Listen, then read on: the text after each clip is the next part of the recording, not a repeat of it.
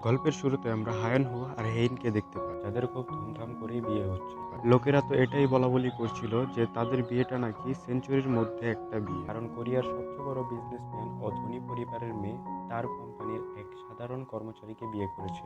বছর হয়ে গেছে বিয়ের, কিন্তু মনে হচ্ছে যেন কালই তারা বিয়ে করেছে। আসলে এসব কথা হেনহো একটা ইন্টারভিউতে বলছিল। হেনহো আরো বলে, সবাই আমাকে জিজ্ঞাসা করে যে কোরিয়ার সবচেয়ে ধনী পরিবারের জামাই হয়ে আমি কেমন ফিল করি।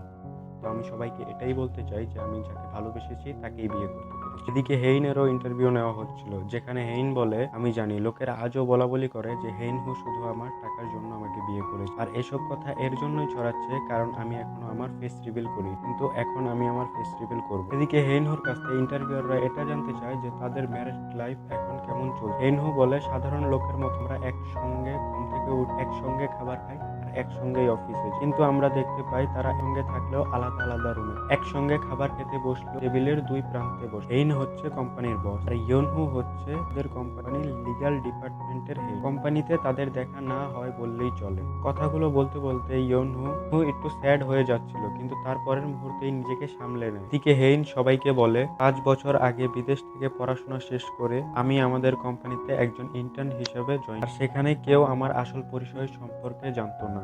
জয়েন করার পরের দিন ইয়নহু আমার সাথে দেখা করতে আসে। কথা বলতে বলতে আমার ইয়নহুর জন্য একটু ফিলিং সৃষ্টি হয়।